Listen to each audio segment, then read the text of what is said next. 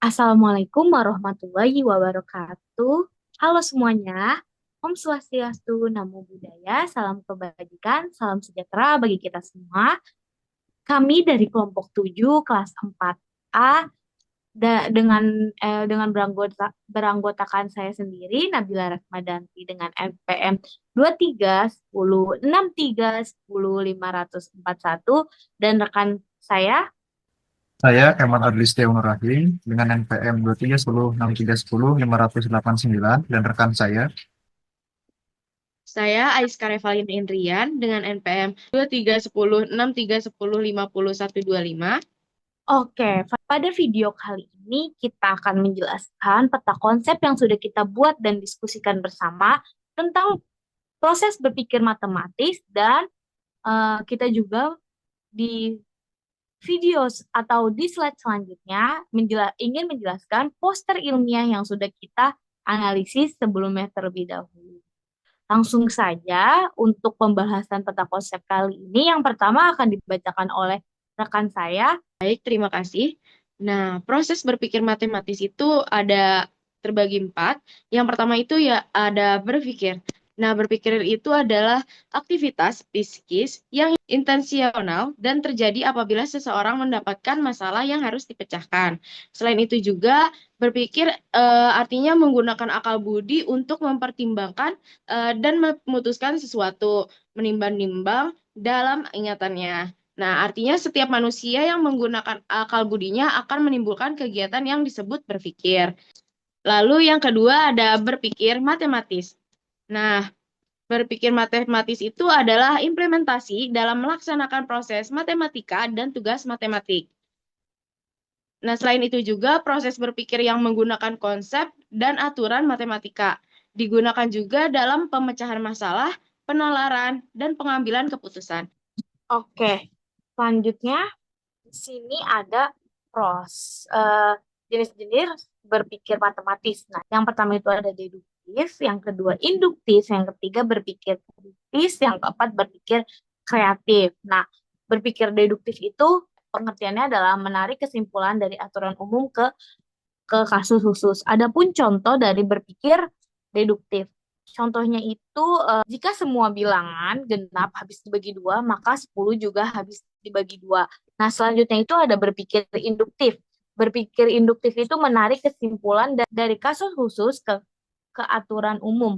Contohnya itu ada jika 2, 4, 6, dan 8 habis dibagi dua, maka semua bilangan genap habis dibagi dua. Selanjutnya itu ada berpikir kritis. Berpikir kritis itu menganalisis dengan logis dan objektif. Nah, selanjutnya itu ada berpikir kreatif. Nah, berpikir kreatif yang kita ambil itu pengertiannya adalah mengembangkan ide baru dengan menyelesaikan masalah. Contoh berpikir kritis itu contohnya memeriksa kesalahan dalam pembuktian matematis untuk berpikir kreatif. Apa sih contohnya? Nah, contohnya itu menemukan pola baru dalam deret angka. Setelah ini ada nomor 4 yaitu tentang berpikir induktif. Berpikir induktif adalah cara berpikir yang dimulai dari data-data yang bersifat khusus. Kemudian dari data itu diambil suatu kesimpulan yang bersifat umum sehingga menjadi sebuah pengetahuan baru. Oke, ini dia poster ilmiah yang sudah kami buat tentang prediksi tren harga emas berdasarkan pola historis. Nah, untuk yang pertama itu ada pendahuluan. Nah, pendahuluan ini kita ada harga emas mengalami perubahan dari waktu ke waktu yang dipengaruhi oleh berbagai faktor seperti inflasi, permintaan pasar, dan kondisi ekonomi global. Dengan melihat data historis, dapat diamati kecenderungan pergerakan harga yang terjadi dalam beberapa tahun terakhir.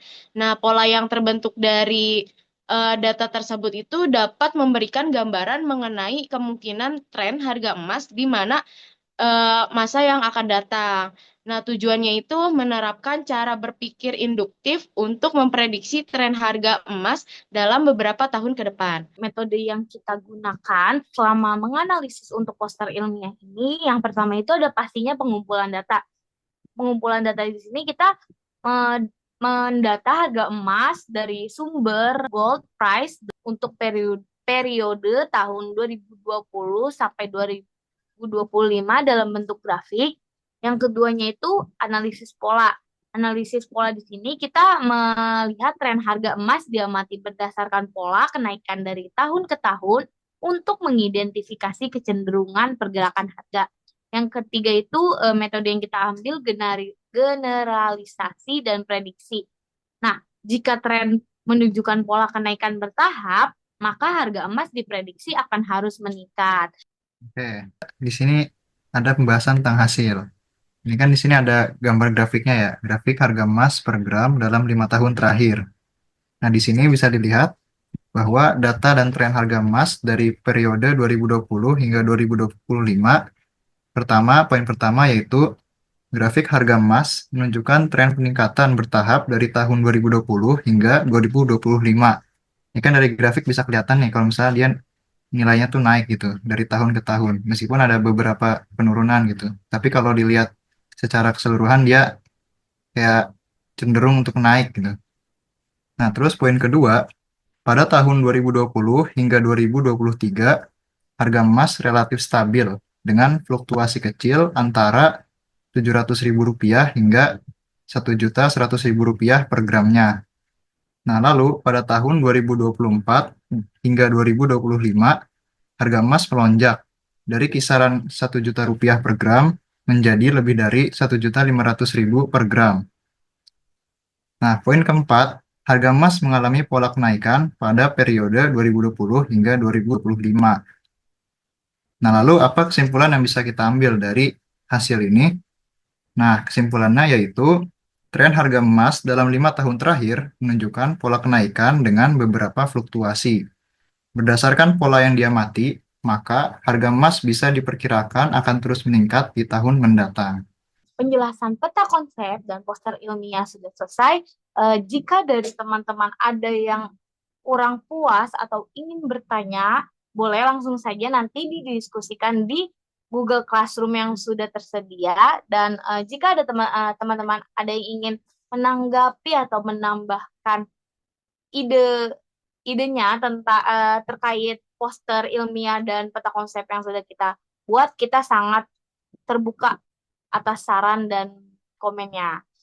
Sekian penjelasan dari kami tentang peta konsep dan poster ini ya. Kurang lebihnya seperti itu. Jika ada kesalahan kata, tolong dimaafkan ya teman-teman. Wassalamualaikum warahmatullahi wabarakatuh.